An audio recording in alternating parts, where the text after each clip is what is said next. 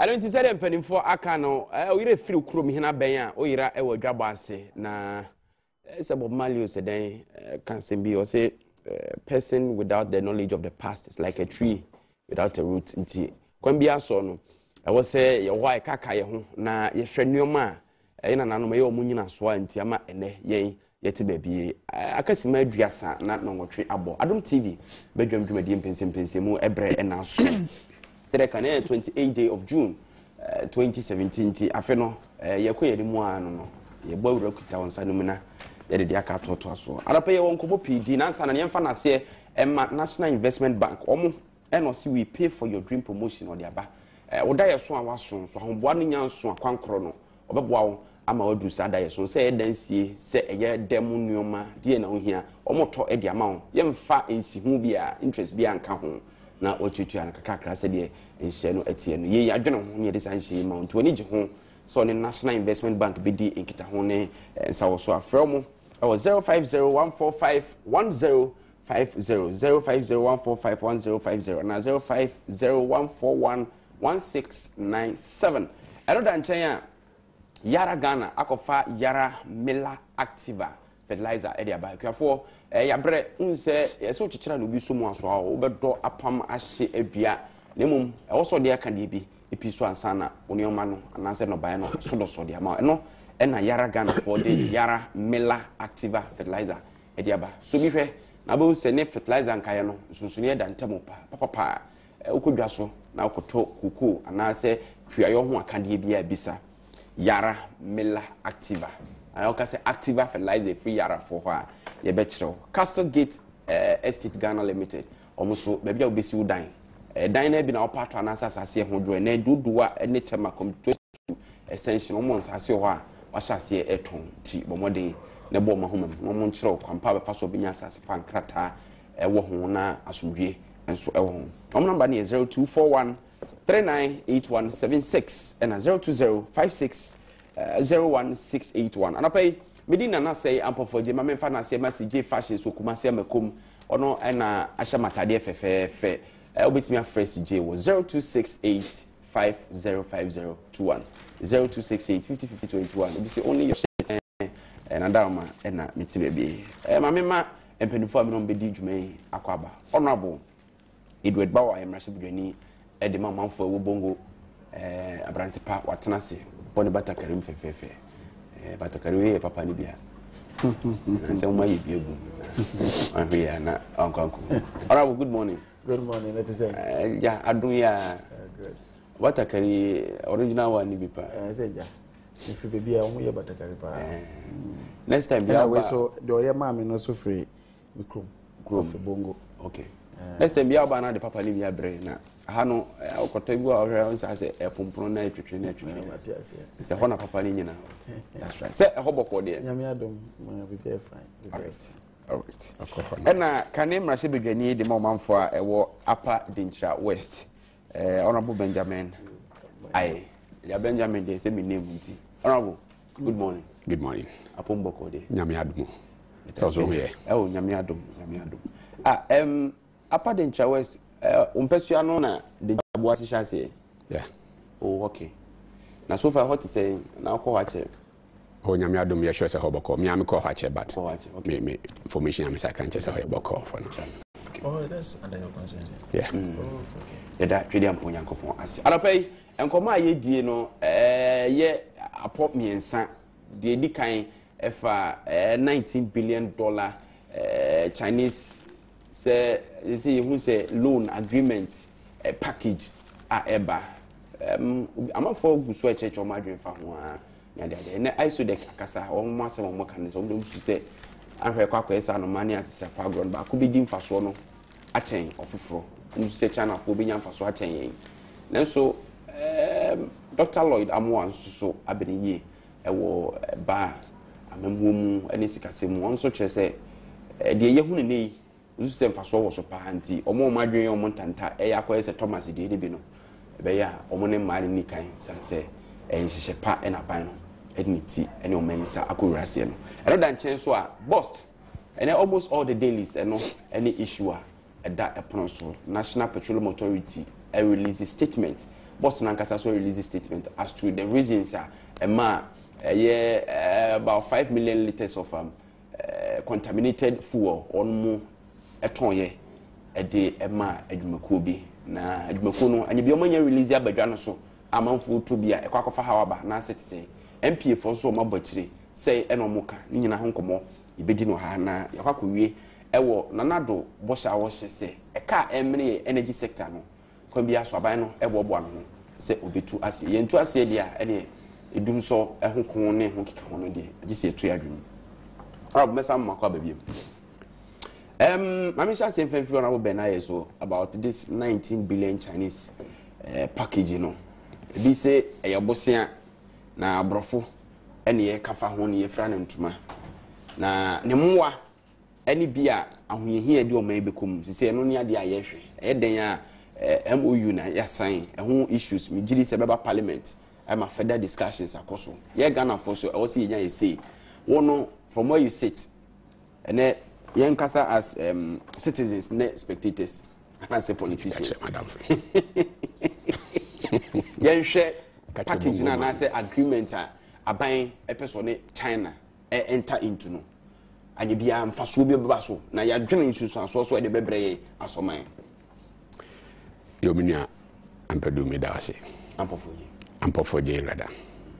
And I'm for Takampedu. Sir, Ampo for Jania. Ampedu no man mabana they are known for no monum sonje kwanchen nyumibia encourage to na say yes in their household names when it comes to anyway me da say me fa kwanya Jesus na me nchia atie for no me hwe nyina na before me tie sim no I didn't know bisa me about dencha bo ase oh say o me conscience na me bo constituency in it just came to mind. I didn't know about you.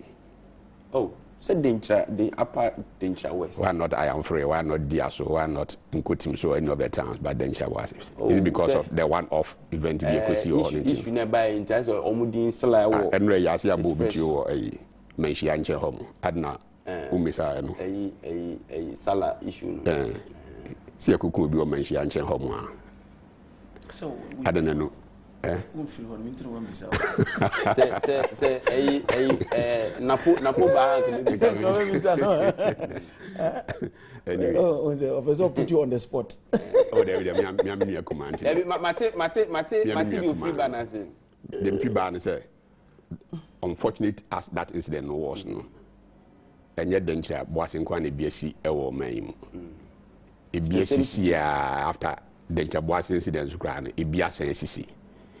People should not make a out of the Chaboasi issue. Now, I say people, Yena, Ebefa can be as near to me as stop was necessary, and I say this friend is saying instant mob justice or saying justice or no. You can find a way to address that issue no completely. Now, in near DC, then Chaboasi force because yes, we condemn the action, all right, but. Now coming home no. So we didn't care asempa o. Asempa. So oman yeti bia sisia no enya de a obia enige ho. Obia botai ne se o se oman tumi etumpon ko ekonanim. Se de na wan so kan ko achi ade efe so e de scan eye. It is a obia so nchine for asempa code, right?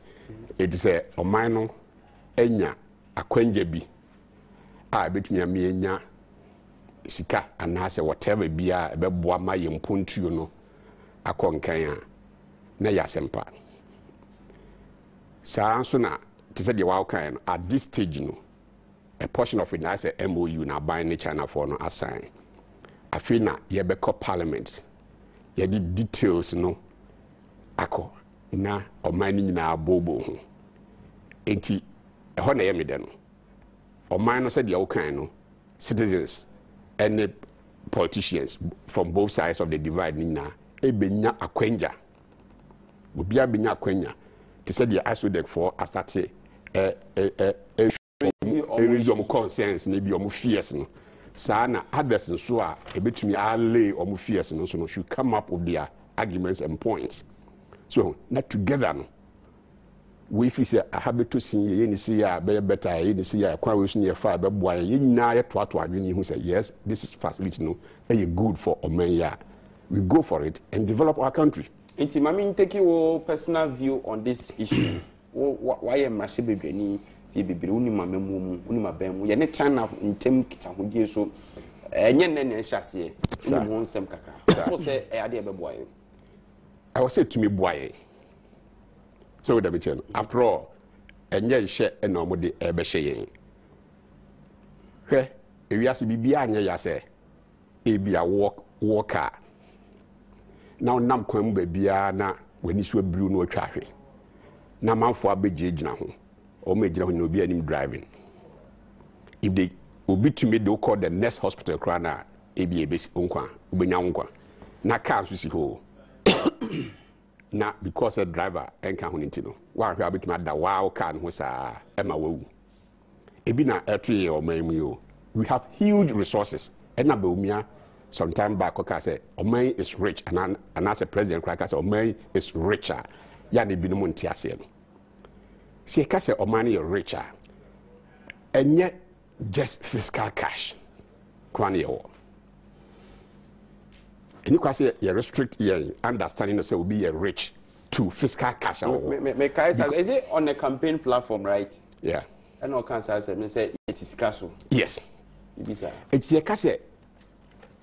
Ebi a emphasize me TSC and so TSC here. Uka say me ma 1 CD cash is here krana. Ebi a ne bi nche mi bottom. At this stage, ebi a ne bi nche mi bottom. But for all you know, no, ebi a mo be 100 acres of cocoa farm. Ewo mekrasi ebi am wonantwie be 10,000 ewo mekrasi anam wo gold bars be eyide ho egume paase nso si a cash nre minkita bi we be fair say because e minkita cash ni bi ntino obeka say I'm not rich. No, so ebi na to o man yi o cash di ye ni bi nanso natural resources are yet so wo man mu no. Not to talk of the gold, the diamond, oil, the bauxite, all kinds of things. Nah, it be what happen. A bam pontu sukrana, the number one resource here, and even the cash or this natural resource, but the brain, the human resource, the human capital. After all, natural resources in this area, in countries like Switzerland and most of these European countries, and community. So, where sisi ya can escafo pa we asia akwe the Facebook by versus Zuckerberg. The guy is a billionaire. Oni kokofu, oni gold, oni we use in technology. He can't want to be boomer. He's now a billionaire. It's human resource, no, is the first thing crowd here. And some of if this natural resource na there be. It's no. And I know bisa say ana Ghana for your lucky human resource ana. No. You will be. Uko baby Ghana for school na Ghana for certain that they to say can the best brains award these areas ni bia na Ghanaian kan. Fortunately for us, yes our natural resource here gold in hunyo man may be so ha. It then na aka that car leadership. See being leader be your vision. No between our lines our resources in together behind the vision no na omano ahotabam. This nana president anybody umiaka say oman richer. That is what they meant. Now ubisa average businessman bia or memwa or be catch up said number one problem you face your memu a cost of capital. So kojiska bisia or banker buhunya they compare your neighbors Ivory Coast yes be 7%. Ubeko some countries could be at 3%. Even other places could be 0 kra. Na Ghana swear. Ukoji bisia kakra bi kra or banker interest rate no is so high say untimitia. The business be abeka ko bia no aboka. Nti amount for therefore shy away from that. All my word dwuma so a omuntumi ntre omunwum the way I was en ke ko no metumi afa amount for more. Iti abaiba you know said we be any MPP no ye botare say we to create the enabling environment. Na amount for businesses because you believe in the private sector led economy. it's yet to identify as a cost of capital one of the major problems in facing industry out there. And you're there and I'm on also to or see to find means BI they create that environment the business world no it me access capital at a better rate. One such moves and vice president and as I've been it to the core China. It wasn't just a political move. My platform, my AGI, Association of Ghana Industries. Now they are doing now Kobe. It's 19 billion yeah can was breaking it down to say it will move different segments. It move 2 billion crowd them say AGI for ya ni omo counterparts. I watch China for Kodi Hunkita home. So okay fine. Say more buying fees obey one district, one factory. Now more some fees and me as more pushes our agenda now. You bet to me, yes, so yeah, you're ready to support your counterparts. You're about 2 billion be able to me at the other support. Remember, through normal bank systems, it is also prepared with business proposals. Now, go through the normal systems. And I say, almost a good, but me access some of these facilities at a cheaper rate. Meaning, I won't pay when I pay.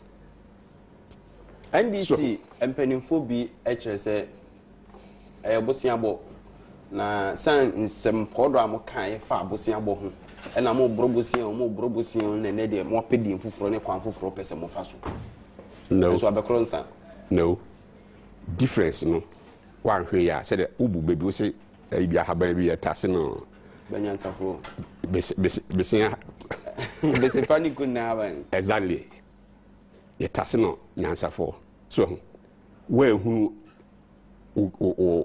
or cars need play well over mix those two leaves and say they are the same, but there's a difference. It been a course here, there are days in the movie say oh your friend Bessia your friend say but same point say your Bessia cry now obi any homo or ye against Bessia na mo ko bob Bessia na adi cotton and twinamre e wa bra o ma atifi o mo school ye ma Bessia na adi anoma petition e wa bra o ma eni di ya obi agina kira obe condemn. All right, so eti ni tietie nyina ne say aban looking at resources are yet so na yenya ehun sika emfa explore sa resources no see two animal after all the buy yen local system no kra na eti say obeko yen kras no obi o ma wasase e bia be 10 poles so ni ehun ahoden ni sika o de be do afuo no otumi kope obi obetuma be do afuo no ose ne asase ni yenya na bunu anase busa ono de na hoden ni sika be do afuo no a odo wi a wasase wura no won share wo mu no ayede na won saka these are all the options it is okofa obi sa na obeboa that way a onkobo besia mfi sa nipa ne ho. On the other hand ka betumi akobo besia if you bank na dia ba be do afuo no yourself so eso what me so anya obi abedo the same afuo no amount e wa bra wa nkobo besia. All right, eti options no aye bebre mesa ba so mame nko honorable Edward Bawa ho honorable Badwam amedase ba mame franchia mawut yo for any specific radio so and most especially my constituents as a bonus mo program yi me chabo for nyina so 19 billion Chinese loan Abagana ebe benefit Ghana. And met over the weekend. Honorable His Excellency Bomia or cancer or coy no the China forecast on Bama Yini. But man for Bekaya, Muka is 2010. Professor Mills Nabreso. Government no call China echo presented proposal be say eja ebeya ke person 3 billion bi ama China for epene say om de mamaye na sa 3 billion no part of it yes say o say the DC energy infrastructure ebi wo ho so na epese the hospitals ebi wo na epese the schools na asefo kwan na asefo nyina na sa man for be kai a om de 1 billion baye ene de esi atuable gas processing plant no so mbeka. Now later on China phone in 2011 mbeka say agreement na ye no mo ye no mpese yesesem adan ya omo pese ye di ye natural resources no ye gold ye bauxite ye manganese and fan to like you use that as a leverage for almost 2 billion economy de bema no Professor Meska said they be on penesa into a month for 2 billion na my 2013 President John Mahama winning elections na buy yes I call China hope you yes oh so 2 billion na you can one the last time no okay yeah kepe on the same conditions say yemfa ye gold ni manganese ni bi na yemfa nto ho as a guarantee ni yemfa as a leverage na mo fa nji yes I can say they be 2017 His Excellency Bamiyako did the same condition at all. MPP government say and the don't pay.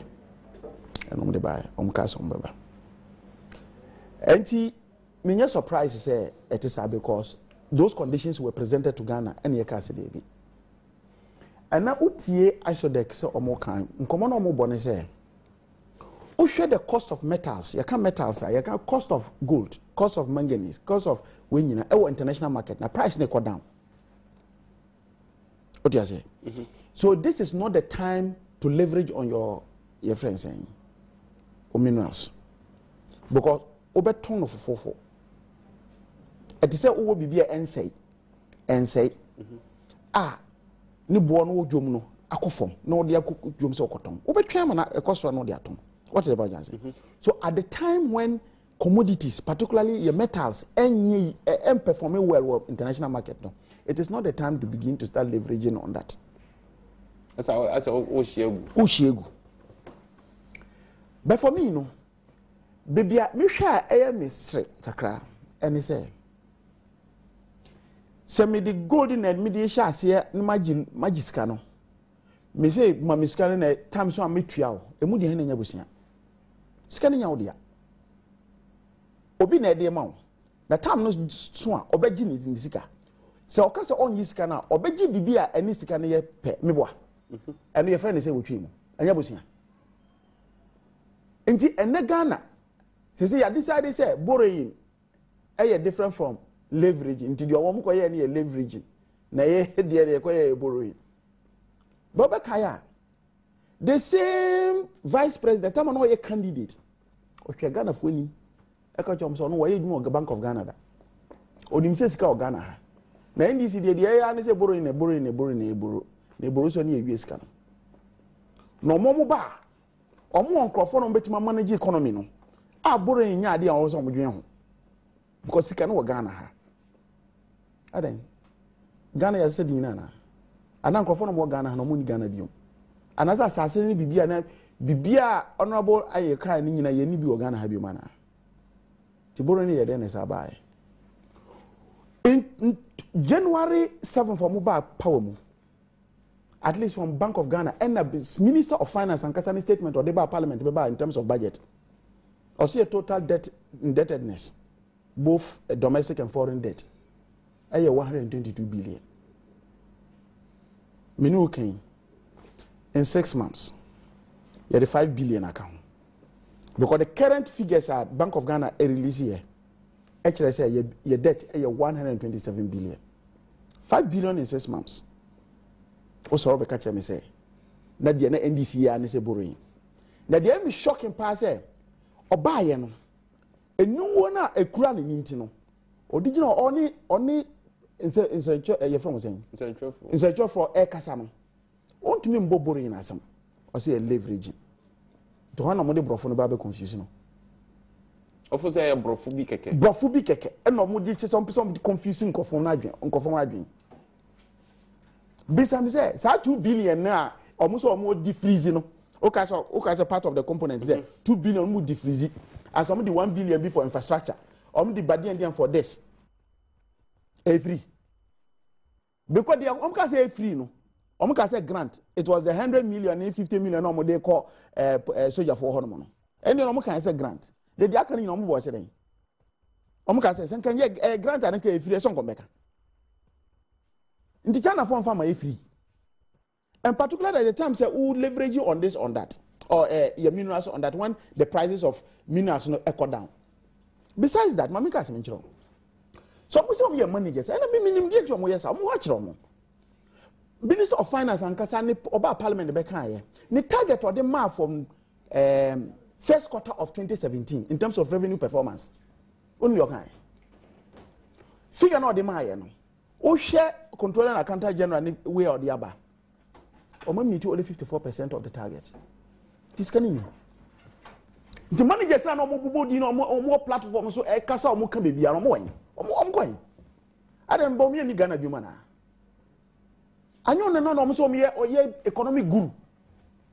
I just so you know or Gina Nisikeba.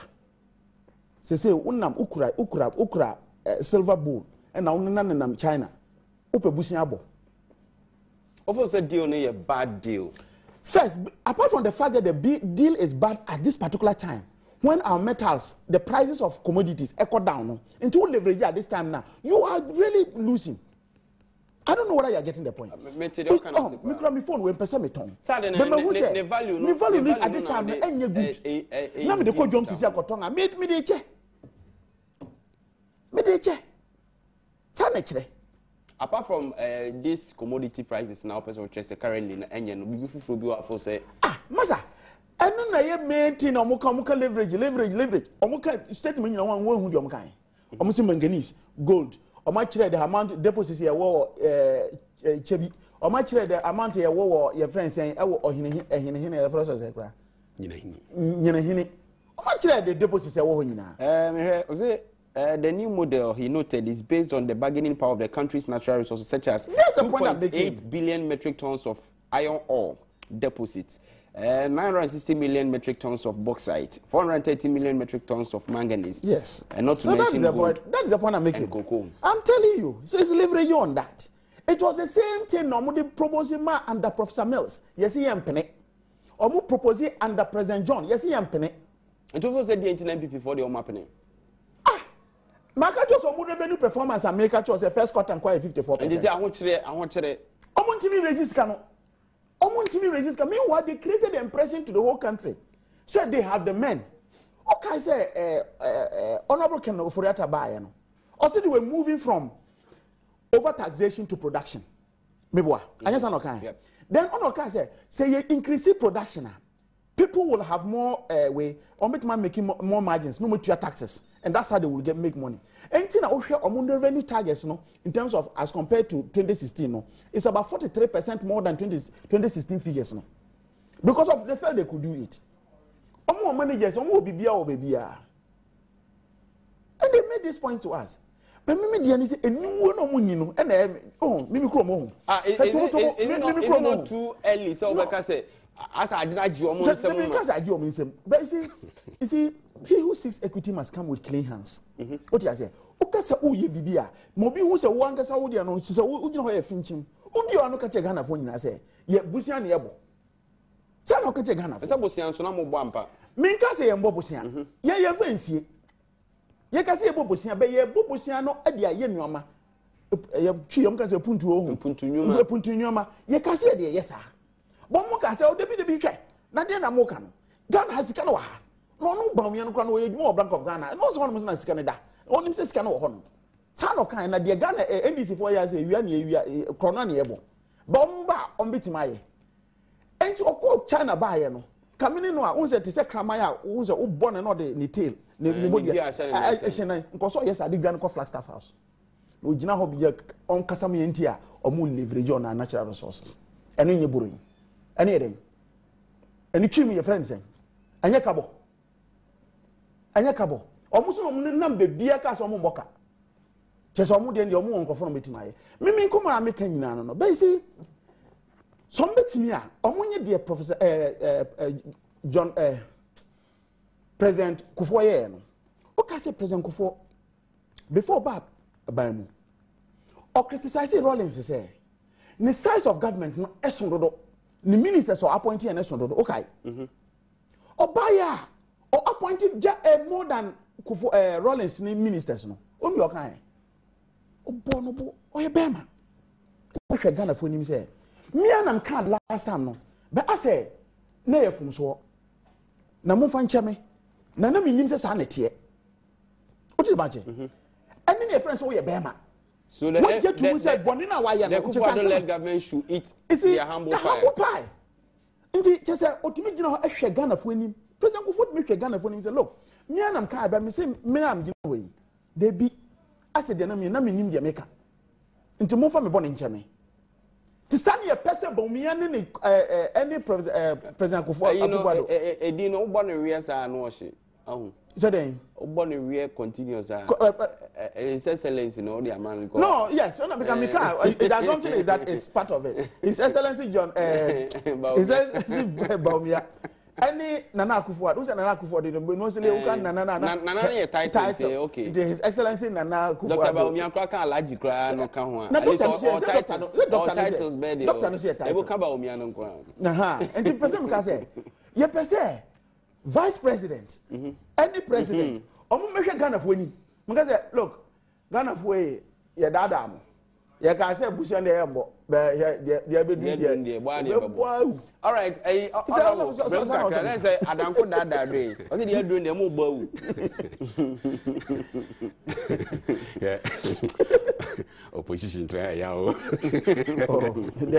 opposition try ya papa ya de mini aba bawa ni abread dey 2 or 3 things ojina ha say yentumi where are the men na ye ho akire na targets we be targets money sukura time so na mo dia ho pre we I say dey ye friend say akura the pressure eno mokra no fo no yeah so it's all because you say ade akrame hu a opo no ejira mo hu o yede obuna ni chi ndo ma say sa mom netie I say krama na no dembu onye hu agro na yedi no onya ntia ase on ntia ase nso enti say obi a wada na apese onyane no oye ni den a wontumi nyane ne da me say wada na apese or pretending to be sleeping on na ye no aye no say wada yesi nyane say nipa na onumi say dey ba because on na no why no say wada osore atwanza abeka so na nti so hu na so me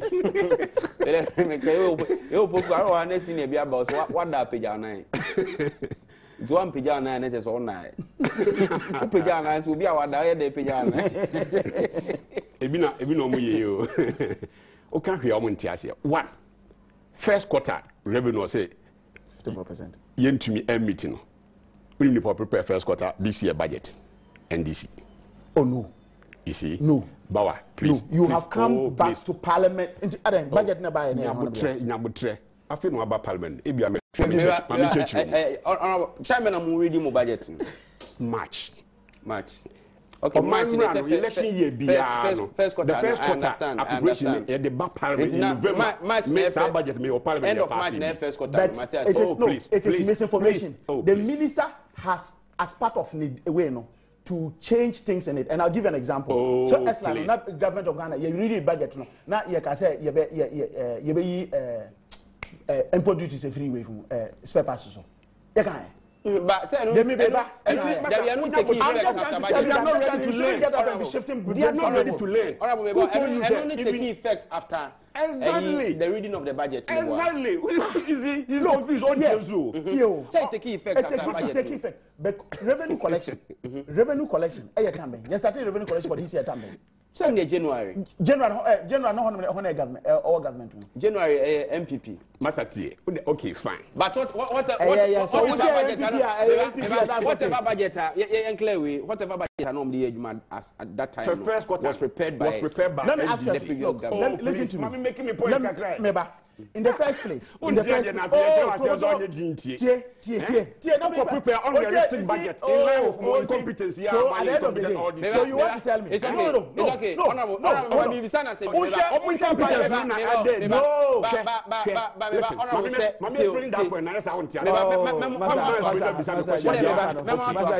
But I'm prepare budget no. Yes. Figures ni ade nyina no. I don't know how share ya most money is projection. Yeah, projection. Projection for your year 2017 projection from when? 2017 projections. Masa, budget cycle. I say you didn't manage explain your Masa,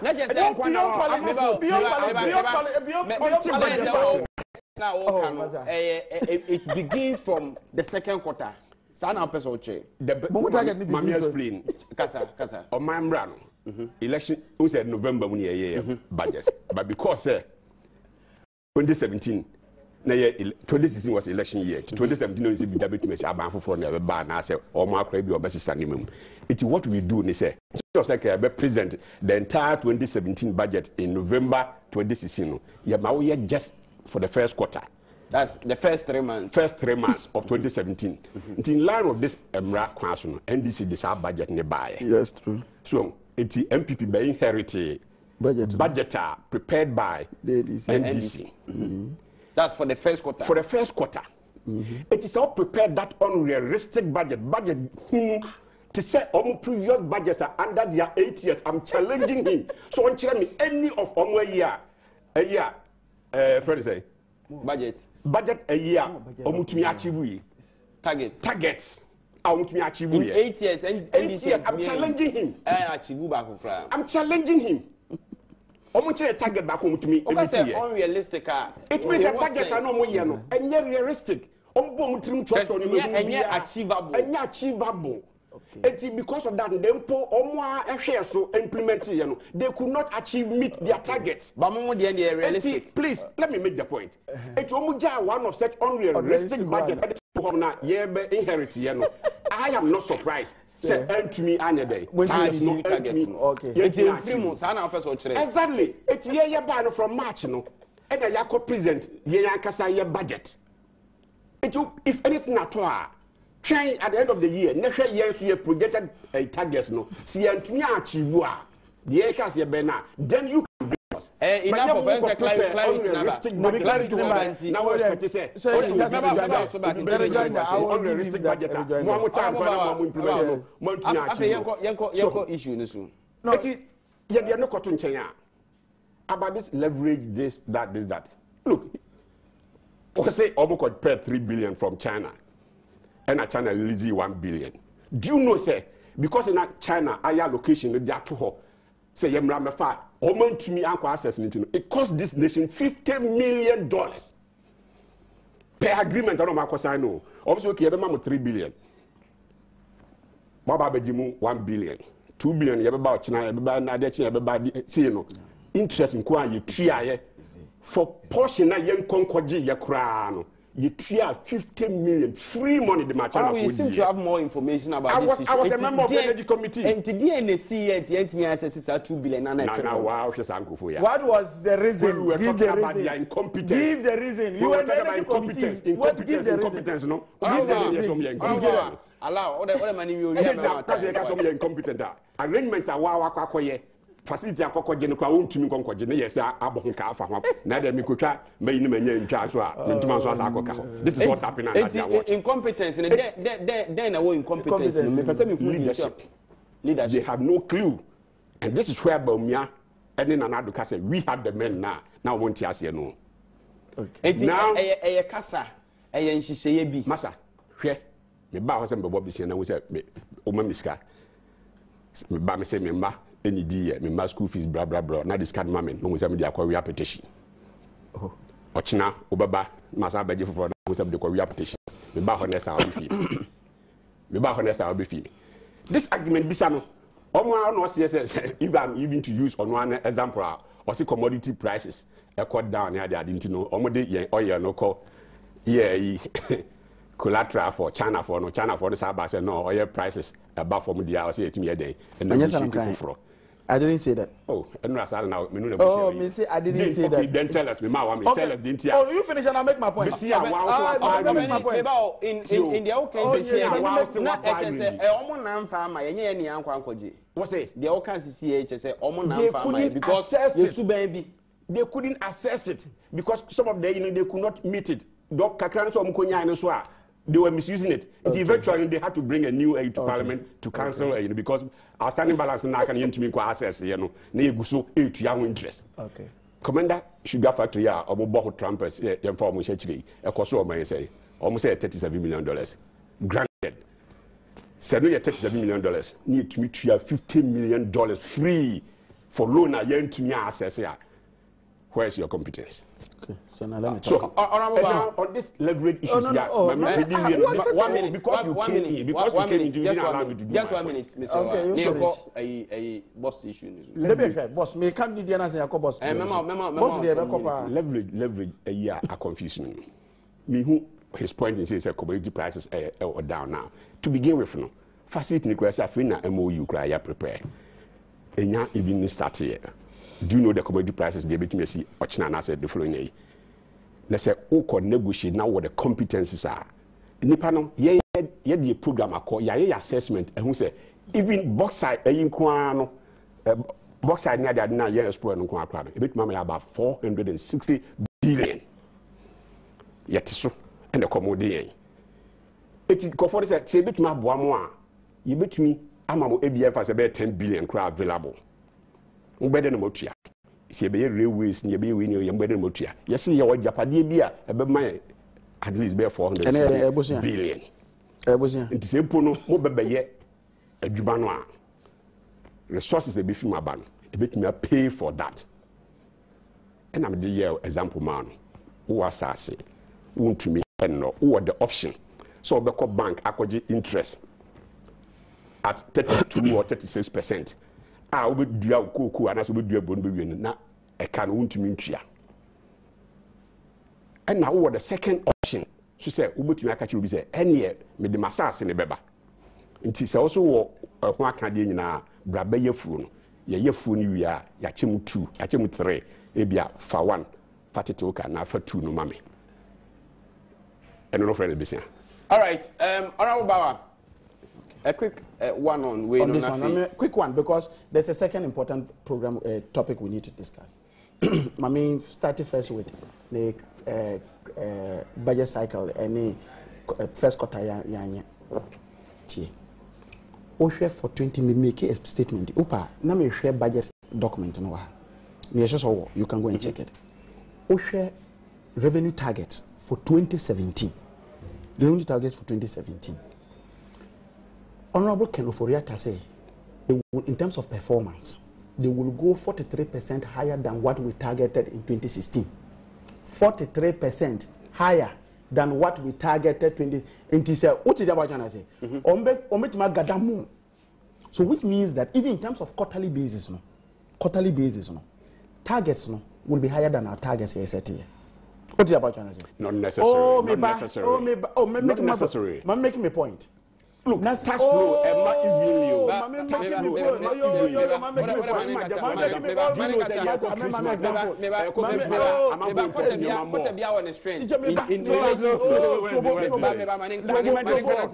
because for you Christmas, now for important your mom more. Revenue is a flow from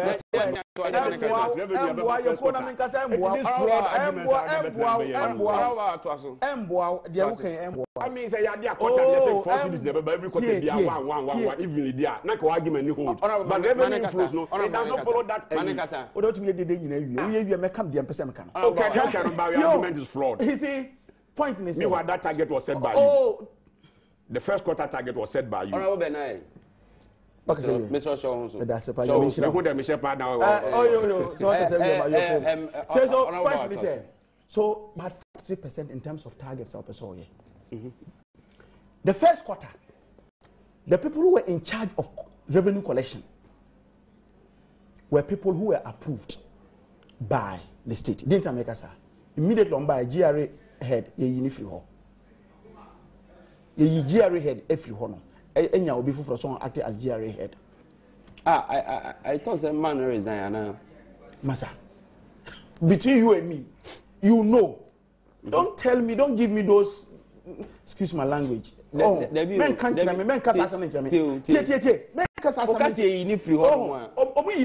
Was he dismissed? He was dismissed. He was dismissed. He was asked to resign. What's the meaning of that? If they ask you to resign, what does it mean? If they ask you to resign, it's a polite way. I'm not privy to that. Yes, they ask you to resign. Okay. So that's the first. Where does he serve under? He serves under the Minister of Honorable, he should be truthful. There's a big difference. Maybe he has an information. There's a big difference between dismissal and resignation. No. He should be truthful. And from what I know, he resigned, but he was asked to resign. He was asked to resign. That's the first point. That's an information coming from him. In any case, besides that, you are in charge of state institutions at Omudiska Edeba. And you had your targets.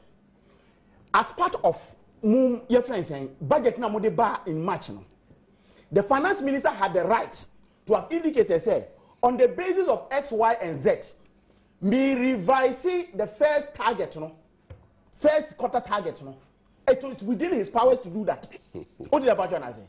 Because as part of the thing, who say, oh, we know on the basis of this, me target me meet. But Osha 2017 budget or presenting my in March, the target was still within the same target they put here. It meant that it was achievable by him. I don't know that making sense. It is not done. Oh, what do you mean it is not done? It is not done. In Parliament, that's the first point. Annual figures. You say, I don't want to concentrate on this. I don't want to, that is not even the issue. Let's finish the main issue. I don't want to even budget discussion. Budget discussion. You see, point at all your Wahano. Masa, you see, you go into a bargain. Only will be a bargain when only himself or position of strength. What do I say? At under in terms of commodity prices started say bad down. It started say bad down way back in 2015. NMA Newmont workers because the prices of gold was Anglo Gold so way back in 2015 we already started having the downturn. Indeed, Osha outlook and I saw the Kikau has Osha's documented way. If you look at the outlook now, the performance of gold and any other metals, any good.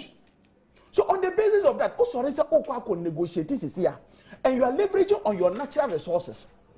That's serious. Besides that, I knew before they went to China. Before they went to China, they called GMPC. OMPC says post the 1 billion. In terms of oil, no. How much liftings are GMPC war? Now on the basis of that, only high collateral. Meanwhile, also you say, oh, can't bad oil. Crude oil so satisfied air bad down. Crude oil is so satisfied bad down. The other issues now cannot ever to us. So Adom TV Badwam Mpensenpensenmu na guso away.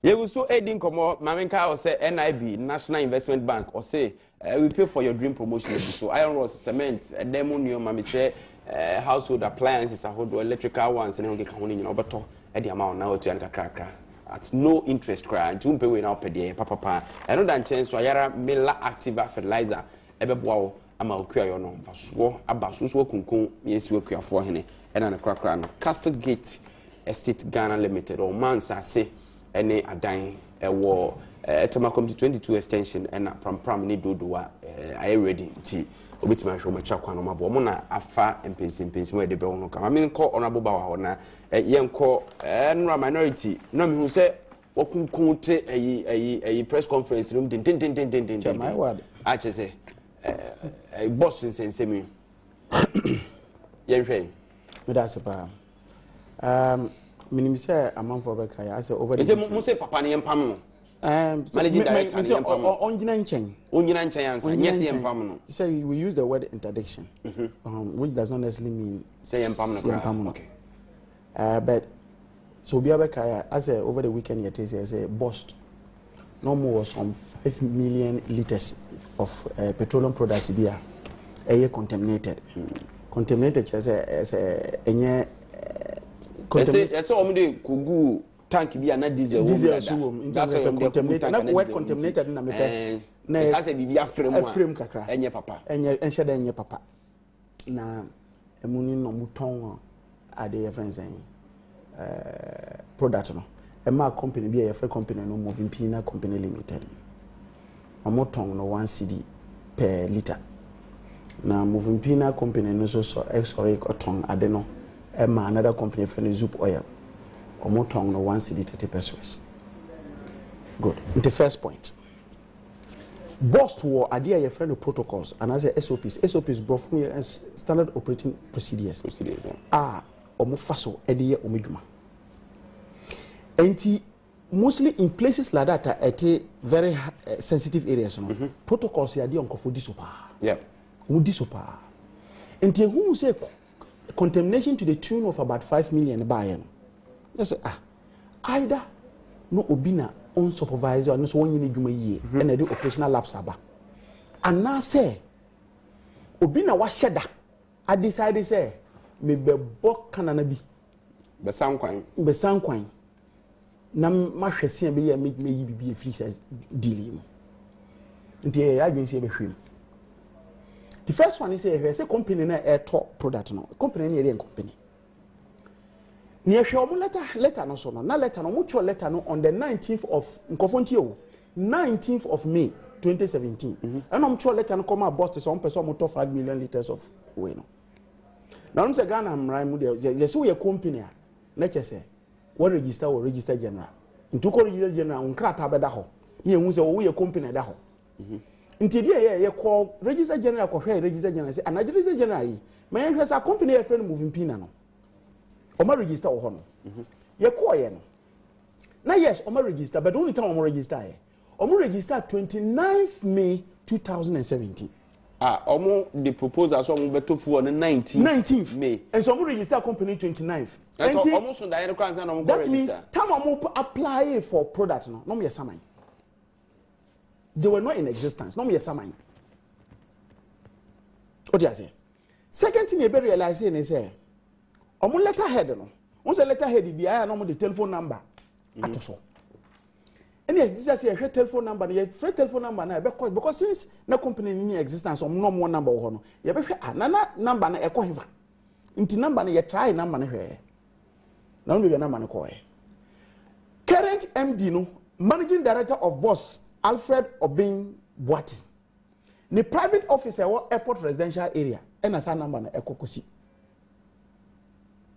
Me so what the ambanya that means on any private office line and on their two letterhead no so then a person so oni at least in the office ni something about the letterhead what the ambanya say yes I call boss sorry MPA how could be say once Ghana has say before ube lift oil and also better oil and also oil nweduma ye ma license say for ye dwuma no ye ko hwe mu so a ya ma mo license no money license.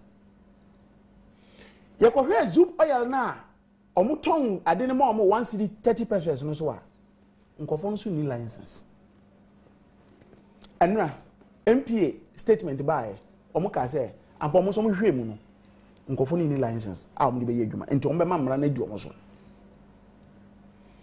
Besides that, as I'm making about license asemi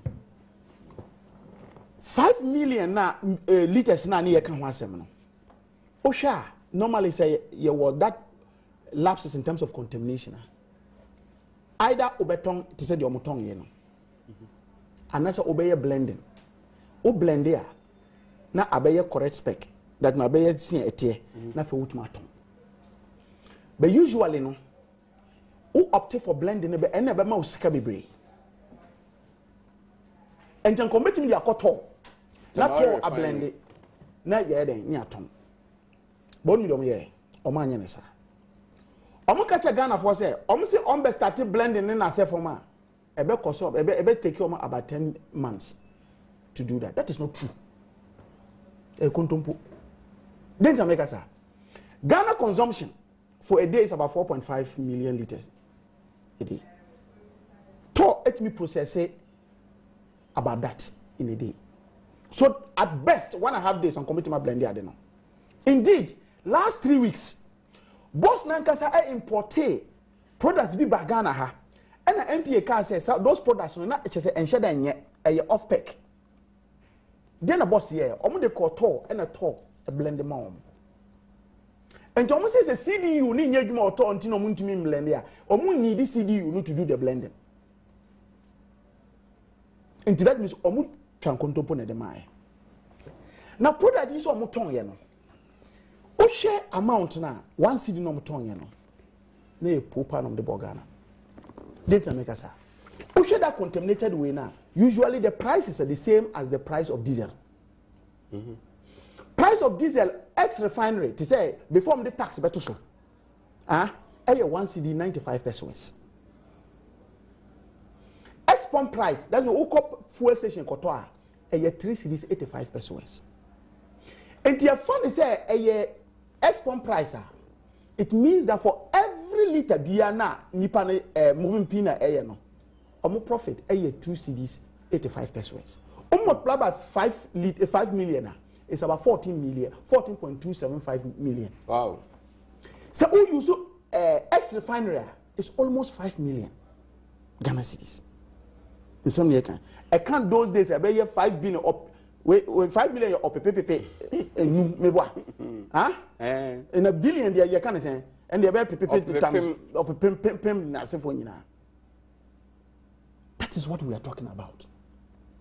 Besides that, me no king product boss to for sorry and run up I can say oh I'm the only 2 tracks pen APA na 2 tracks ko mama trace we 2 tracks no so be kaya ya ka say diomo kana nyent ankorɛ because the information near one actually say on the 20th or the 21st 20th of the 5 tracks na call here 21st of the 5 tracks APA here total was 471,000 liters and on the PA here na no person with 8 tracks except and MPA cost stop one MPA statement on issue and run I confirm the air can say on the 471,000 liters at the out. And then me king.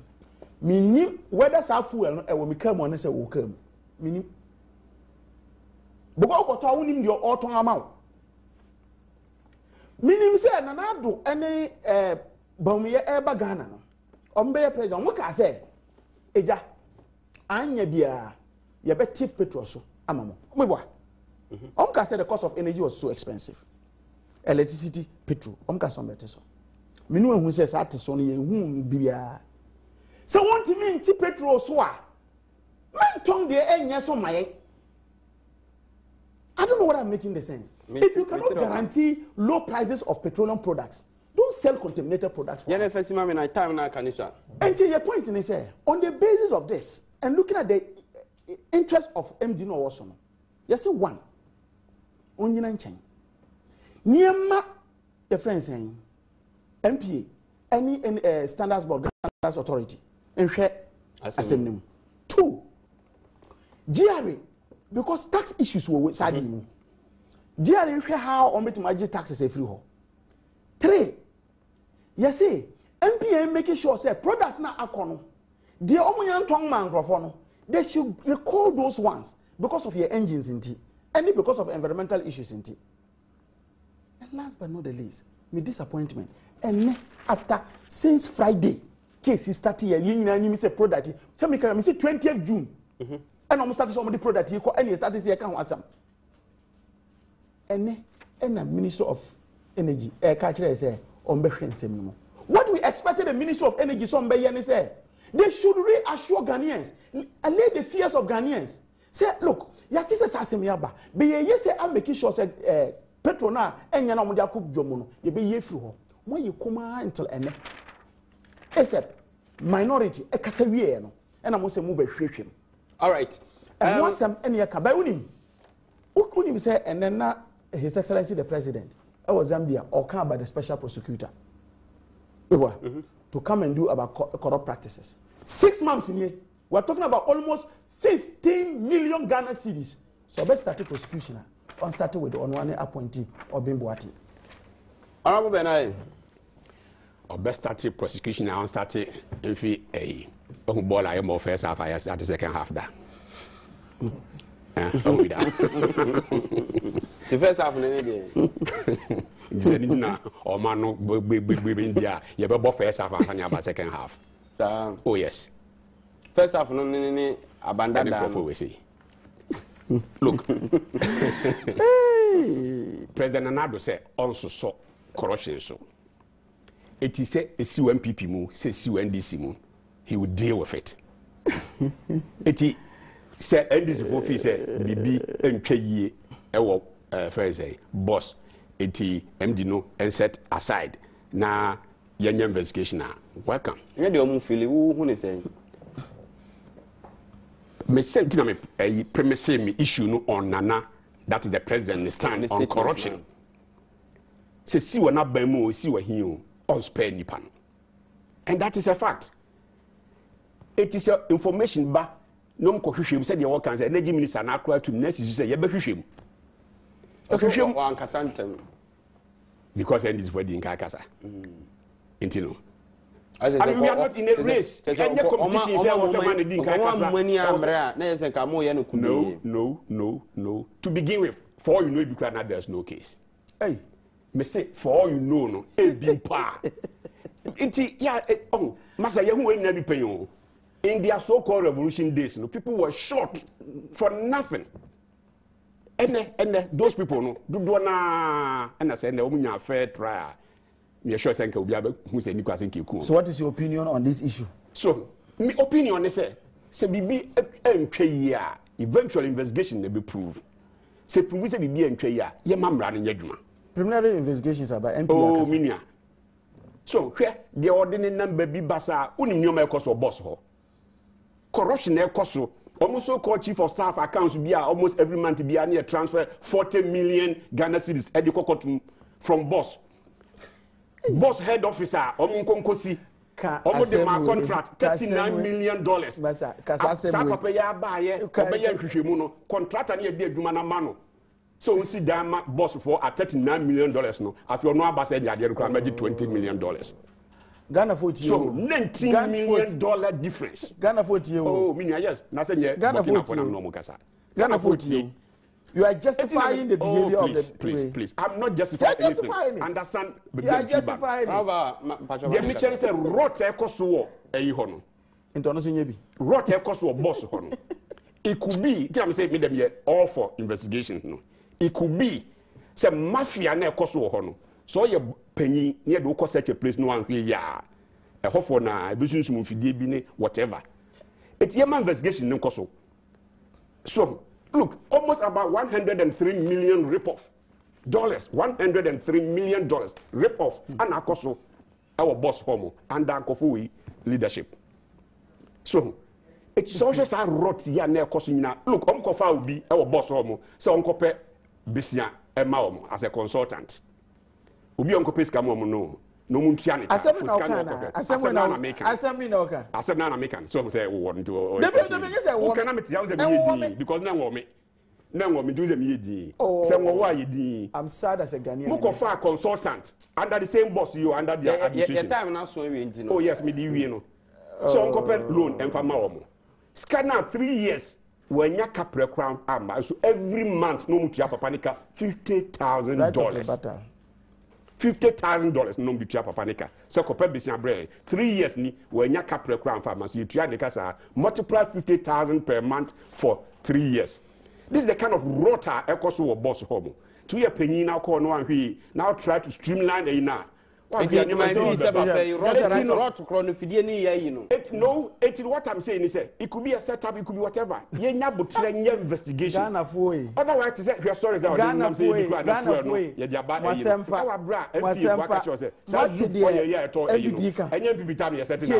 All right.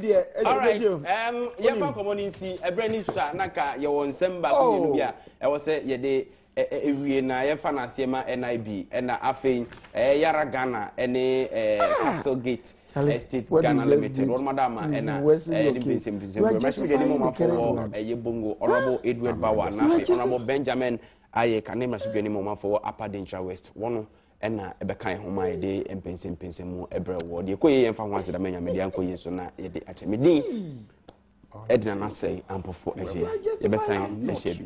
You didn't understand me then. I'm saying it's a committee.